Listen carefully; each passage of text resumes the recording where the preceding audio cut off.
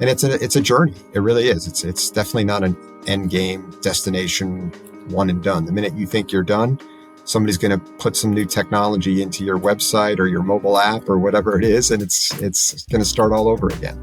Hi, everyone. Welcome to the HearSay podcast. I'm your host, Mike Castiello, Chief Accessibility Officer at AudioEye. I'm really excited to have Tom Wlodkowski, Vice President of Accessibility at Comcast, with me today. Tom and I go back a long way, some 25 years, and I've had the privilege of watching Tom bring some truly remarkable innovations to the accessibility industry. Tom, thanks so much for joining us today. We're really excited to have you here.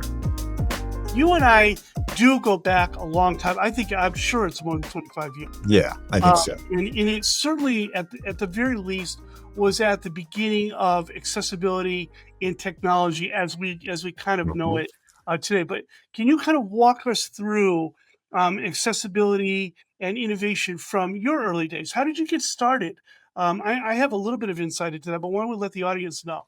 Sure. Well, I mean, I got started actually trying to get a radio gig at WGBH because that was what I was going to do, broadcast communications. And I was in Connecticut at the time, and somebody in my network said, "Hey, you should go talk to WGBH, and while you're there, you should go meet with Lori Everett, who ran the descriptive video service at WGBH. Descriptive video service, the service that does audio description of TV and movies. They were really the only game in town outside of maybe Joel Snyder and some of the work that he was doing down in DC. Certainly GBH pioneered audio description for TV and movies that had been done in live theater in the past. And this was probably in the early 90s. WGBH had this thing called the Media Access Group, and it was descriptive video service, the Caption Center. That was a closed captioning production arm of it. And then the National Center for Accessible Media, which was an R&D organization. And that's where I would say I really leaned into the technology aspect of it. That's where we were doing a lot of work with the Web Accessibility Initiative. We were looking at multimedia, was working on federal grants to develop guidelines for educational multimedia software, a grant to make cable set-top boxes accessible. Who knew that many years later I'd be actually responsible to make sure that a large cable company's boxes were accessible. And then from there went on to AOL. If you think about AOL and the technology there, I mean, AOL really, consumerized the internet, right? Right. And that's literally what it stood for, America Online. And when they came to WGBH to do some consulting, I remember being in the back of the room saying, geez, I really want to get this gig because I think it would be very interesting and it would set the path for a lot of things. AOL had a completely graphical language. You can Google it. It's called Rain Man, and it was proprietary. And it was really meant to handle the volume of users through a dial-up connection and try to make rendering content as quick as possible. But it didn't have any, their client software didn't have any keyboard interface. It was all point and click with a mouse. Right. There was no text as part of the graphics. And so that's when, the Web Accessibility Initiative was, you co-founded that and we're working with, alt text and all of these, but it wasn't HTML. So we had to kind of figure out what's our equivalent of alt text. And so that's where we started to really get into, what constitutes an accessible interface. I mean, we knew it in the desktop world, right? In a DOS world, we knew that, for example, blind people would be very effective in a command line interface. Right. But then all of a sudden the GUI came out and we were all scratching our heads and it was a paradigm shift right now. And then, we were trying to figure out how do you make graphics accessible? Then get into style sheets and all of the other things that come along with it, pulling the AT vendors along. And it was bringing people together, which you are a great champion of and catalyst for, bringing the stakeholders together breaking down those barriers. And, that's what we're doing still today. But back then it was, hey, this is a dynamic web application. What the heck does that mean? Well, there's collapsible menus, there's tree views. Well, I, as a blind user, know how to do that in a desktop classic Windows environment, if you will, right and left arrow to expand or to collapse a tree, up and down to navigate a menu. But when these things were put together with, they sat inside divs and people were using all sorts of JavaScript and Ajax and all this other crazy stuff to create these, kind of desktop-like environments. A few of us, it was a good number of people, but subject matter experts, thought leaders, advocates, consumers, industry had to come together, browser manufacturers to reach consensus. And you were involved with a lot of that. I was, kind of nudging it from behind the scenes. You were certainly on the front line of a lot of that with some other of our friends, but none of that existed. And that's what now companies like AudioEye and others are looking to kind of, make sure that they're able to audit and to measure, to help developers know when they're not implementing something correctly, or, Right. and so there's a whole timeline to this. Yeah, let's capture something I think is very important. What you just said, Tom, for our industry, and that is the community and the collaboration that exists within the entire community. So, again, 30, 40 years we've worked together. You, Yeah. Larry, I, you mentioned a number of Jim Thatcher. I just think Jim about Thatcher. Yep. some folks there.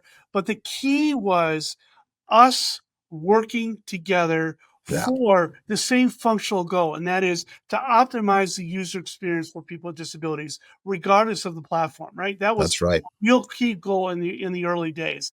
We kind of sprung from the nonprofit into the for-profit, corporate world to try and apply that knowledge as companies really started to see a gap in their own internal approach to accessibility, not really understanding what accessibility meant, but they knew that there was regulation around it.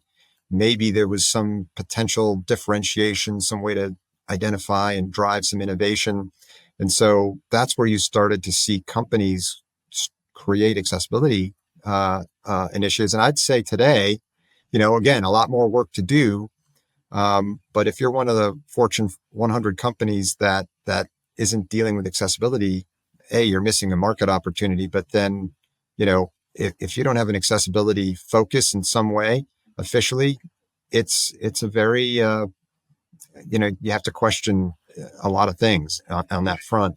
And it's going to look different for every company and every, but today, I think we've reached a tipping point where if you really are a technology forward thinker and you're in our industry, you have to have some amount of expertise internally and at least work with industry partners and consumer partnerships and nonprofits that understand accessible technology. Exactly, exactly, and perfect segue to where I was going with this. So I'm going to call this the three waves of Tom Wlodkowski. Okay, so you did your WGBH EdCam years, and then you decided to move on to AOL. Yeah, So at AOL, tell us a little about a little bit about why you made the decision to go to a big corporation. And at that time, AOL was practically the number one corporation in terms of technology, in the world, right? In the early '90s, early mid '90s, yep. and then why did you make that decision? How did you work with their engineering and their developers around accessibility? Because you and I both know that was no easy task. And then finally, I think a third there, if you could kind of capture all this, is how did you kind of build an accessibility maturity or an inclusive mindset into the AOL organization? Well, so why did I go there? For me, it was, I'd started as a consultant in 1999 while still working for WGBH as part of that business partner corporate program that I had mentioned that helped augment the R&D that WGBH was doing. Because what better to do? You work with a company and then you take that information, you apply it back to R&D and and really uncover new areas of focus for accessibility. But in our case, so I'd started out as a consultant, and geez, I just remember they'd bring me into these rooms with developers and designers and executives. And at the time, there was a legal action taken against AOL. It never made it Right. out generally to the public. The National Federation of the Blind had filed some legal action against AOL because it was the Google of the day, the Facebook of the day. And they had parental controls and other things that were completely inaccessible to the blind community. Yeah. And video was starting to come in and captions and all those other things. And so, um, we would sit there for hours just walking them through what is a screen reader, introducing them to assistive technology and all of that. And so in 2002, when my predecessor at AOL decided to take a new role within the company, I'd already been working with her. I remember being at a CSUN conference, and she called me up and said, "Hey, I need to meet with you." And I'm like, "Yeah, I'll get the WGBH crew together." She's like, "No, I need to meet with you." And I'm like, "Yeah, but I have a team of people that work with me." And she's like, "What more do I need to tell you? I need to meet with you." So third time's a charm. And I did meet with her. And then she's like, "Look, I'm moving on. I want you to take apply for the role of director of accessibility." Thankfully, I got it. I wasn't in a product organization like I ended up when I started accessibility at Comcast. But from there, again, it was looking at different things. What did we have in the toolbox? Instant messaging. AOL pioneered that. It's hard to believe. AOL Instant Messenger was a thing that people use. It recently was sunsetted a few years ago. But how could we use that to revolutionize independent communication for people who are deaf or hard of hearing, right? Before, either you had to have an interpreter or if you wanted to connect to a hearing family member or friend, that person had to have a TTY device, right? Right. Instant messaging, kind of the precursor to text messaging really too, right? Changed all of that. Now you could all of a sudden start to support, this one-on-one independent conversation. And so it was not only continuing to evolve the interface and the experiences that AOL was producing just to make sure that they were accessible, but it was also to help the company identify where's the value add here? Like what differentiates us? What can we do to really meet that market? And one thing that we did is we put a advisory committee together, and we had a cross disability group, people representing, physical disabilities, people deaf and hard of hearing, blind, low vision, and other folks at the time were involved. And so that's kind of how it grew, right? And there was a whole community component to it. And then, it kind of matured from there. I think the big challenge that we had at AOL, was that we were, again, when I joined was just after the merger. And so the company was on a decline, right? Because then Yahoo and Google and, Facebook and all these other companies started to form. Yeah. And so it was really hard because, people were distracted. They were just trying to, get the business on solid footing. So it actually was very challenging to do accessibility, because, you had to really, rise above the noise somehow. And so I think we did what we could to mature it. Certainly you came in a few times and helped us, present to the broader internal population about the business case around accessibility, things like that. But yeah, it was definitely a challenging time, but an exciting time. Yeah, again, I think you're just trying to extract some key points here, Tom. So you walked into an organization that basically was at the start of getting its act together and thinking about accessibility and what responsibility it had to its users, right, and its consumers. And you grew from that a couple of things. One is relationships with the deaf community Yep. inside, right? Yep. If I recall correctly, there was some notion of internal standardization around accessibility Oh yeah. that took Yeah. place, right? So There there, had to be because it was a proprietary technology. So we had to standardize on it. Yep. exactly. Again, so as you're looking at in terms of, well, what do we do within a large organization, the kind of steps we take towards becoming a more mature organization. That was one of them, right? Hmm. The other thing is you established the need for relationships with communities of people with disabilities to be Absolutely. part of, as you said, the advisory committees. We did, I know our organizations, the Paciella Group, TPG, and AOL did a number of user tests Absolutely. on your products. So I think Yep. that was another thing that was established, within AOL was the concept of bringing our products and having them used, tried, and tested. Yep. The workflow aspect of that. I remember working with Todd, right? Todd was there, right, at that time. Yeah. Yep. Todd in his development, and we did some. Oh, you're talking about Scott. Yeah. Scott Topman. Yeah. Yeah. Yeah, Yeah. exactly, right. Back then, I also remember if I'm almost positive it was at AOL. Two things took place. We did a study around CAPTCHA and how we were going to get blind and deaf users to deal with not deaf but blind users to deal with CAPTCHA. And I remember us doing user testing at CSUN where we recruited dozens of people there at the conference to do this walkthrough. And we picked up on a number of key findings that led to serious adjustments within the AOL platform.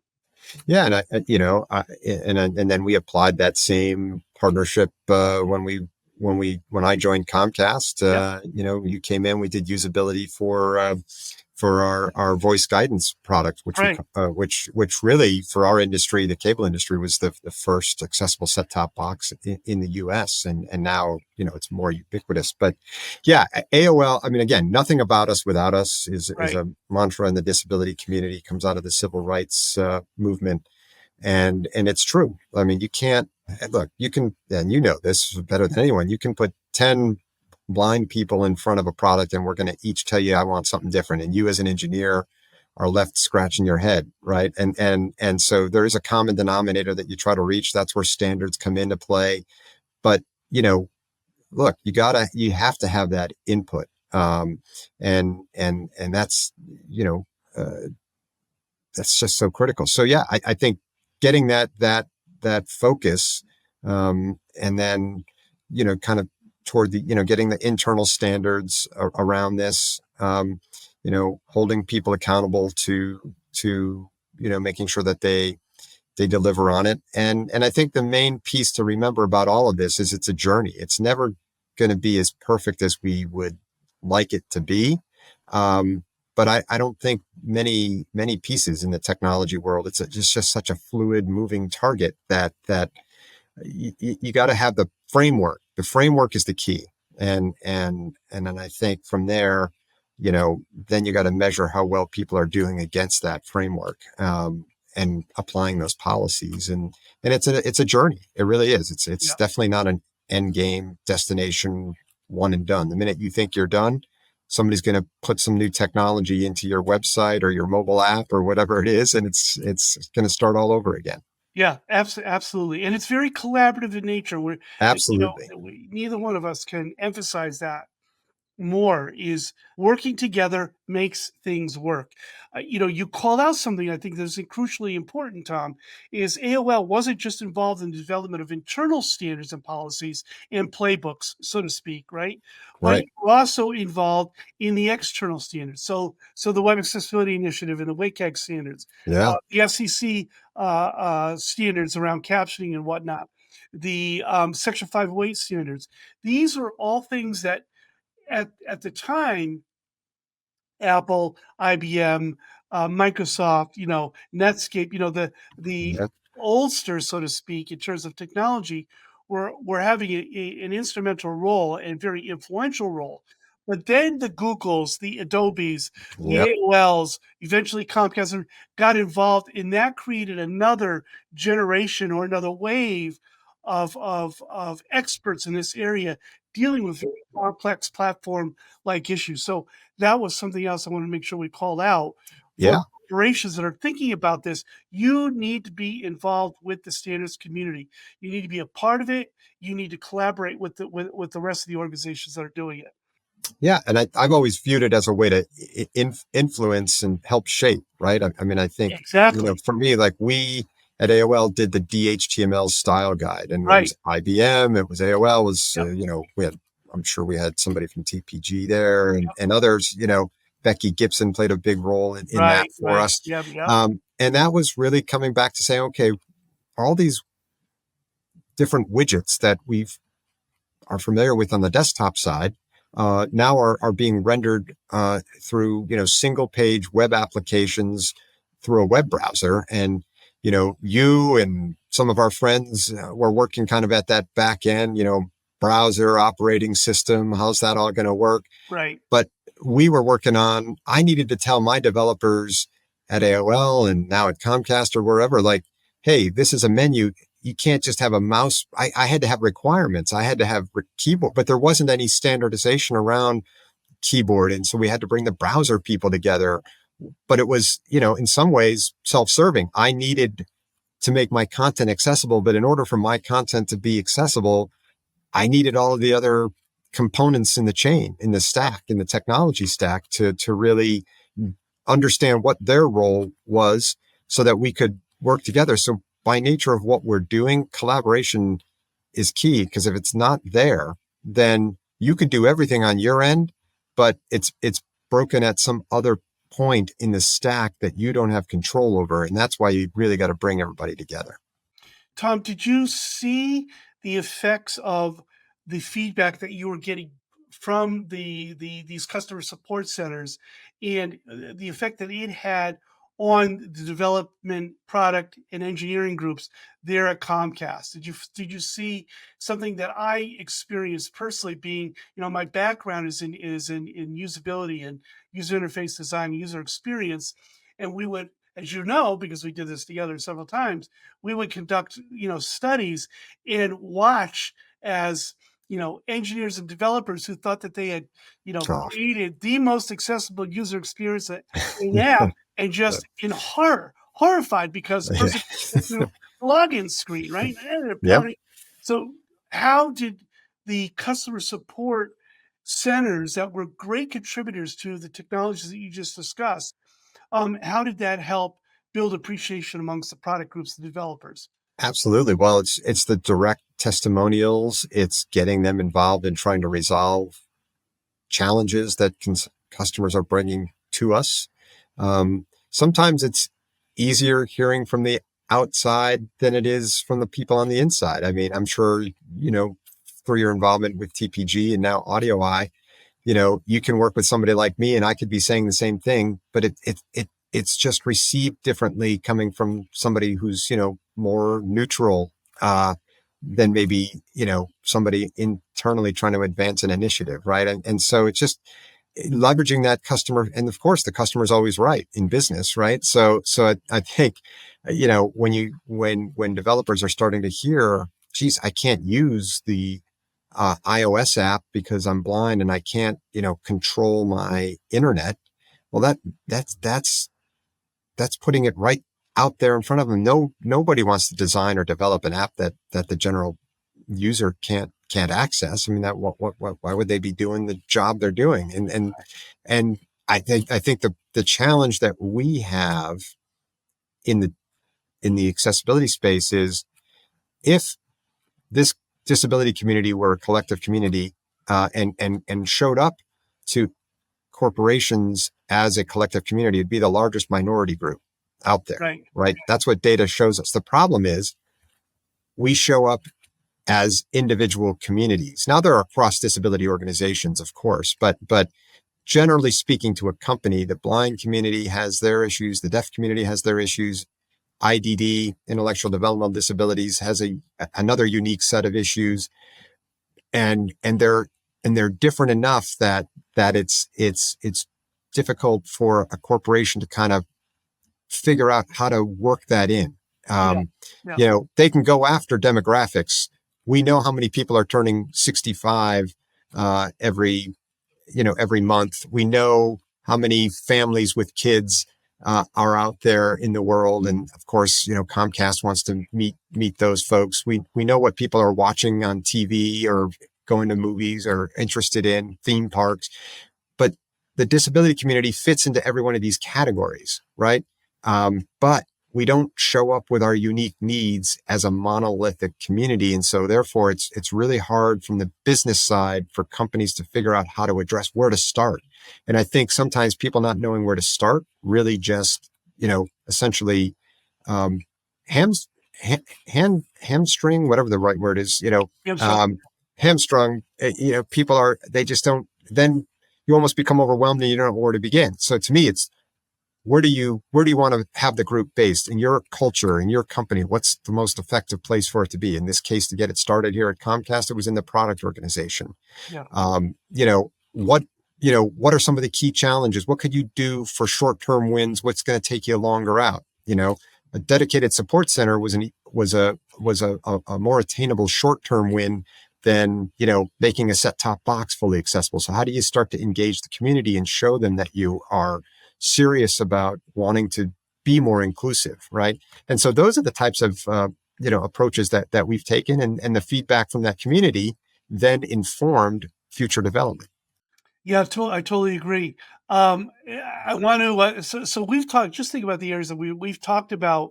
Not the nonprofits, profit organizations and their contributions, standards communities, people with disabilities, and how they contribute to support centers within organizations. How to build, an accessibility or an inclusive uh, organization. Some of the things that contribute to it. But I want to touch it before we kind of wrap this program up.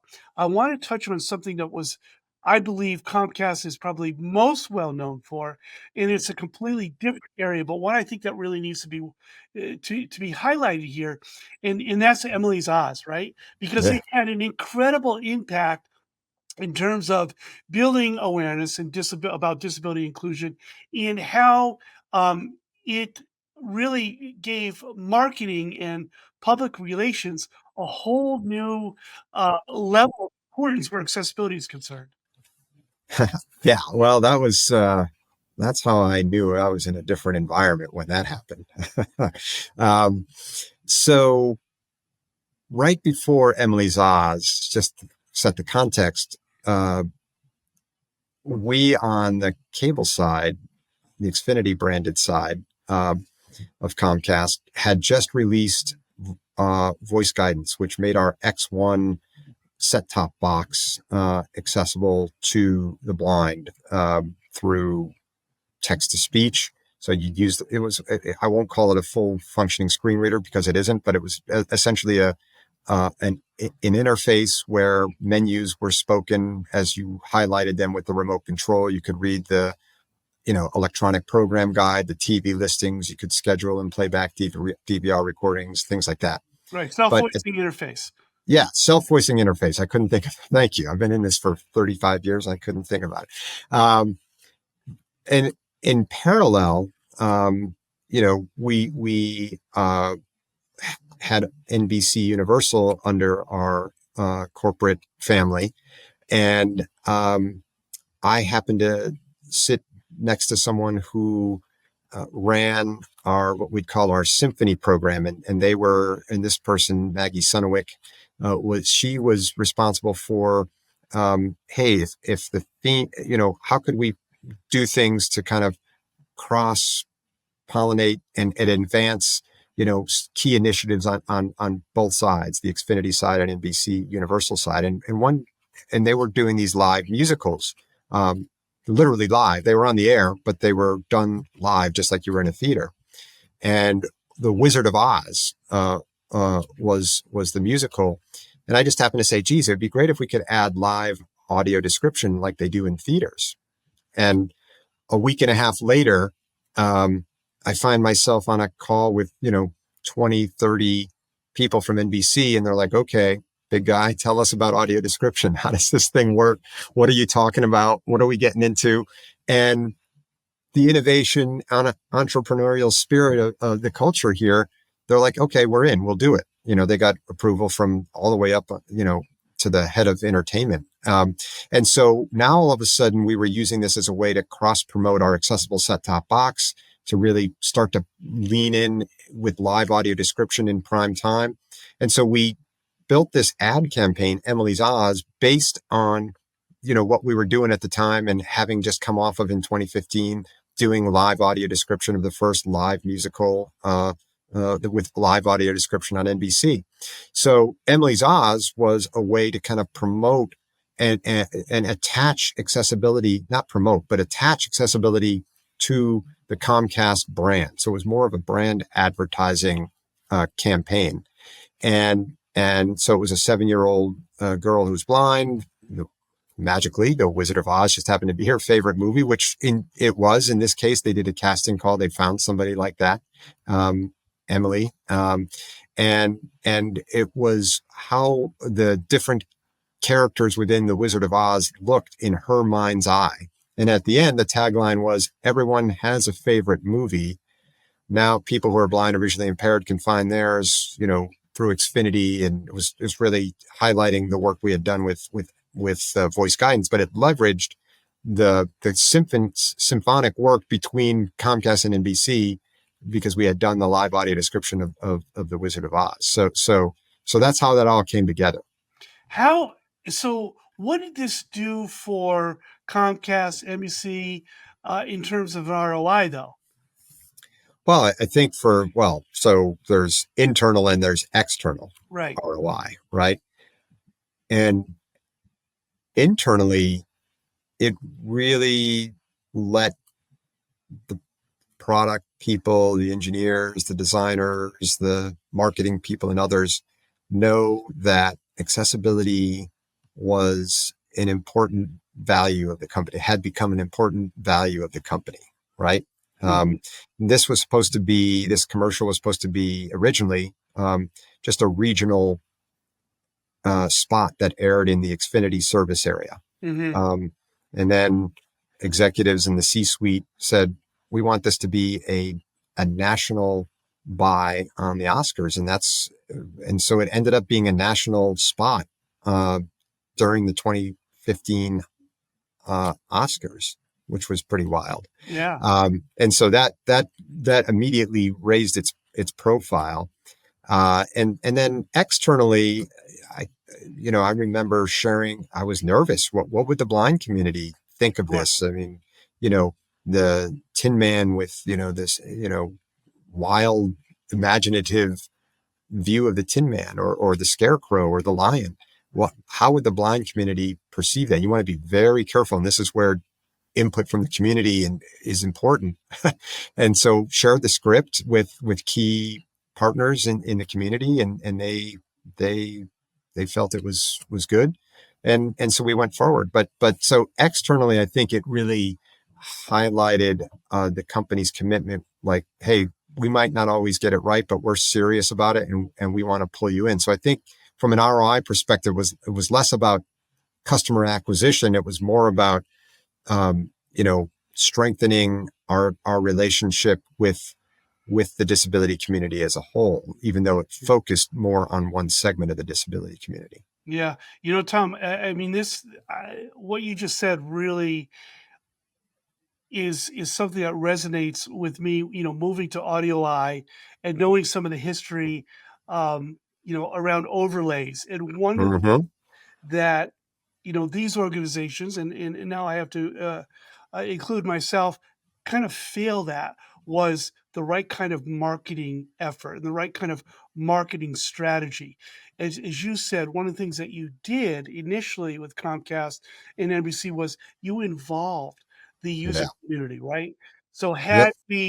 had we involved the user community, had we, whether they're subject matter experts or, even more preferably users with disabilities, a little bit more in what we were doing, what we were trying to accomplish, the messaging would have been spot on. Mm-hmm. Probably not worthy of an Oscar, but the, Forward. it's a really good lesson learned, right? It's important for all of us to listen to the very community that we serve. Yeah. So, I mean, again, even in myself, I don't know what a wheelchair user needs. Right. I mean, yeah, and we've been in this for 30, 40 years or more. Like, yeah, we all don't know all there is to know about this. And I agree. You gotta bring the community along And I think if generally speaking, when you do and you show a good faith commitment, you know, there are reasonable people. Every community has people that are going to push on the edges. I mean, that's just life, right? Well, We're we all do. humans. It's Yeah. what technologists do. We're all technologists. We're all trying to push the envelope. We're all trying to see how far can we take technology to, frankly, to enhance and optimize the user experience for, again, for the very communities and for the folks that we're dedicated to, that we work. Yeah. Yeah.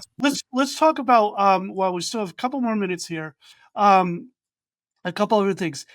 From your standpoint, what are the big gaps in accessibility technology today? I remember closing the gap, right? That was one of the conferences that we used to go to, and That's right. that, and that was one of the things, one of the bottom line principles. How do we close the gap between mainstream technologies and people with disabilities and their technologies? So, what are the gaps that you see today, Tom? Well, I'd say one gap still remains is not enough people with disabilities have access to the technology that they need, Right. right? I Yep. mean, so if we start there, right?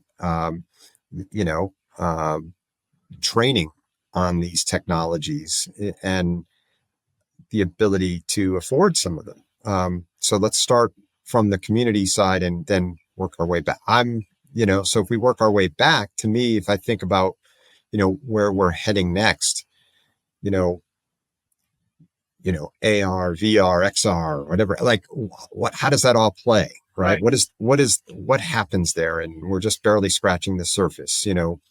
Gaming, we see a lot more focus around gaming. Uh, AI, and how AI can be leveraged for many different applications, unique or specific to segments of the disability community.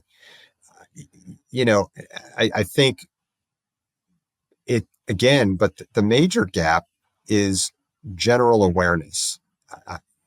None of this inaccessible technology, in my view, is because people woke up one day and said they didn't want to make their technology accessible. Hmm. Uh, Largely speaking, I mean, there might be, some edge Right. cases. I think it's the people who are designing it may not have a connection to the disability community. B, the community doesn't show up like other demographics. So I don't show up on the weekly report or monthly report about, one service or another and how it's being used that gets pushed up the chain of command, right up through the C-suite, Yeah. right? Um, and then I think, so awareness is a big piece. But for me, I think AI is one of these areas that we really got to figure out, how we leverage, and I think there's a lot of good potential. But that would be that. One area, I think, this whole XR piece, I think, you know, um, and then for me, we still have, as much as we probably hate to admit it, 40 years later, we still have an awareness gap.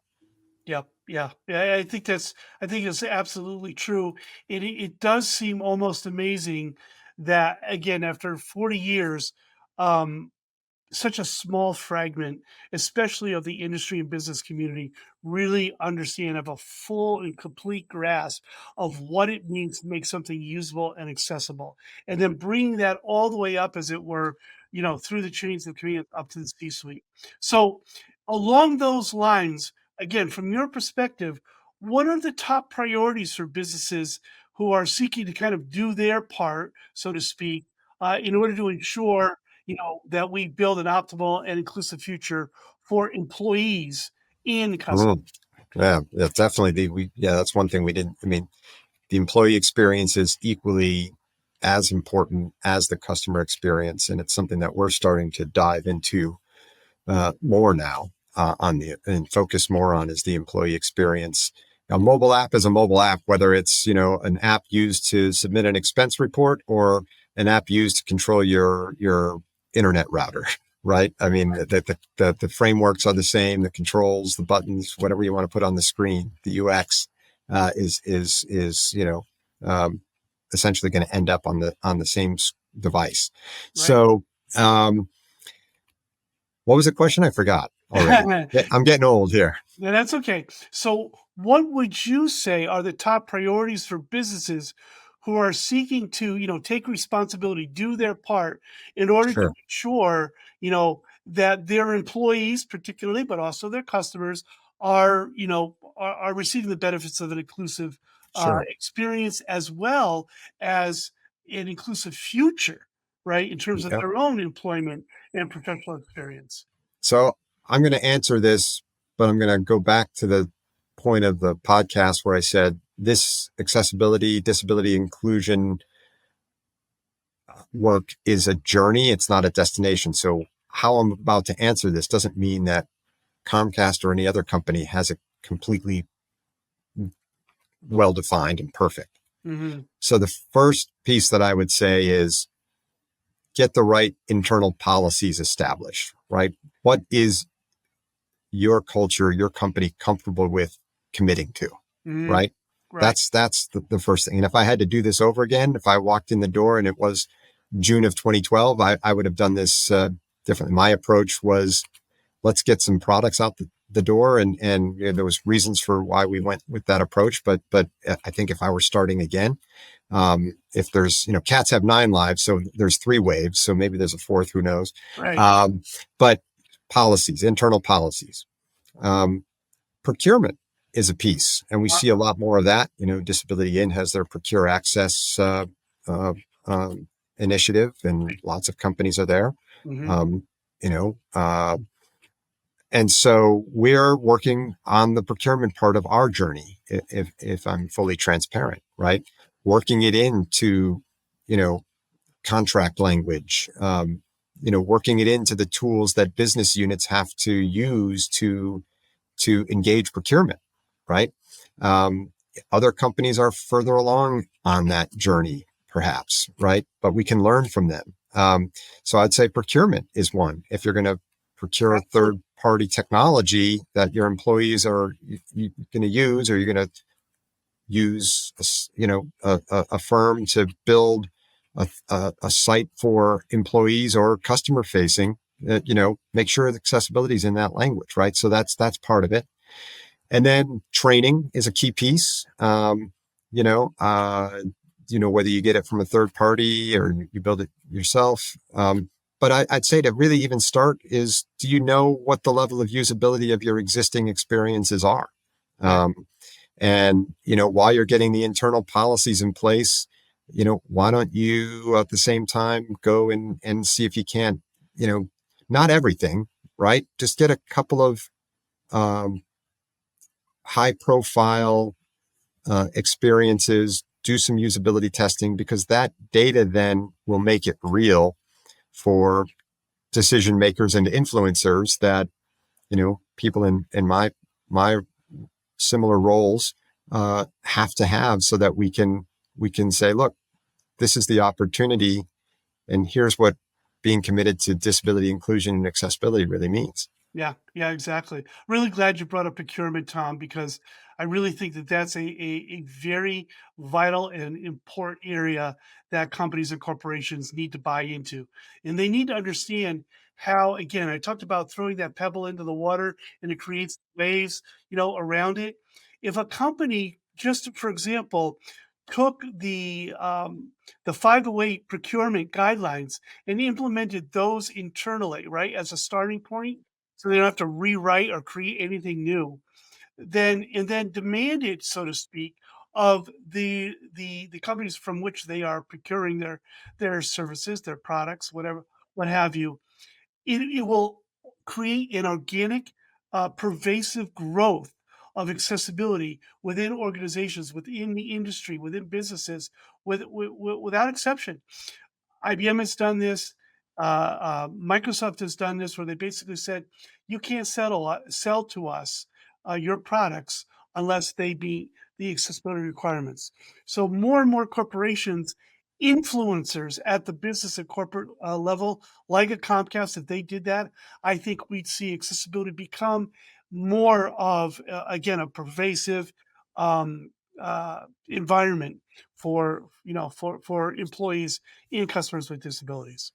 Yep. And everybody's on a different point of their journey. Yeah. And so what I'm saying here is based on years of personal and professional experience.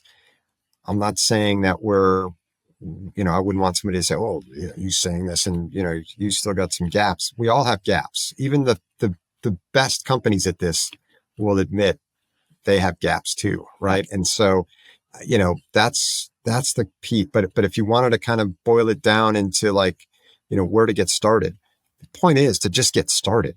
Right. I mean, it's never going to be perfect. And I think there's also a hesitancy to engage the community by companies until they get it right. And I remember, back at AOL when I was still at WGBH, and that lawsuit that we talked about earlier, or at least referenced, came up in a conversation, and one of the executives said, geez, I wish we just announced that we were partnering with NCAM to learn about accessibility, right? Yep. I think just engaging, reaching out, extending a hand to the community will let that segment of the community or segments of the disability community know that, hey, it's not perfect now. We know we have challenges. We want your help to set us on the right path. And I think there's that hesitancy, and that's where it really trips people up. Yeah. Yeah. Unfortunately, the environment and the climate. That's true. It's very difficult to do that. It is making it very challenging, and the lawsuits and, this kind of fear-based mentality that's still out there, but we could change that. And I think that's something you and I and Larry and a lot of our other colleagues are trying to do.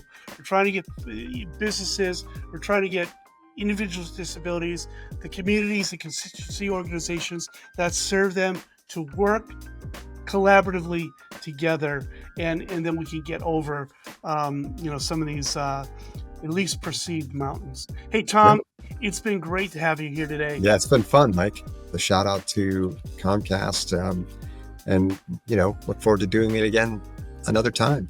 Yeah, thank you. This is Mike Paciello with HearSay, and my friend and longtime colleague Tom Wlodkowski, Vice President of Accessibility at Comcast. We're signing off. HearSay is produced by Sojin Rank, Mike Barton, Mariella, Paulino, and Missy Jensen. Edited by Alex Dorrier. If you enjoyed this podcast and don't want to miss future episodes, subscribe to our YouTube channel. Thanks again for joining us, and we'll see you next time.